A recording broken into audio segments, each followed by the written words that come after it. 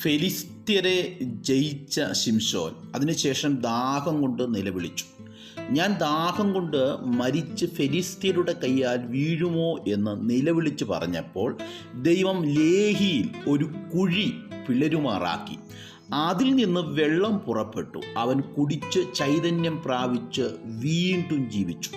ഇവിടെ ദൈവം ഫെലിസ്ത്യരെ ജയിക്കുവാൻ തൻ്റെ ശരീരത്തിന്മേൽ ശക്തി പകരുക മാത്രമല്ല, ശരീരം ക്ഷീണിച്ചു വീഴാതിരിക്കേണ്ടതിന് വെള്ളവും കൊടുത്തു. അങ്ങനെ ശിംശോനു വേണ്ടി ദൈവം വേഗത്തിൽ ഇടപെട്ടതായി ഇവിടെ കാണാം. ചിലപ്പോൾ നമ്മുടെ പ്രാർത്ഥനയുടെയും നിലവിളിയുടെയും മറുപടി താമസിച്ചു എന്ന് വന്നേക്കാം. ചിലപ്പോൾ നാം ഉദ്ദേശിക്കുന്നതിലും വേഗത്തിൽ വന്നേക്കാം.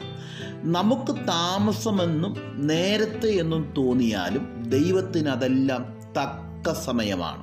ആയതിനാൽ വചനം പറയുന്നു, അവൻ നമ്മെ തക്ക സമയത്തുയർത്തേണ്ടതിന് അവൻ്റെ ബലമുള്ള കൈക്കീഴിൽ താണിരിപ്പീൻ.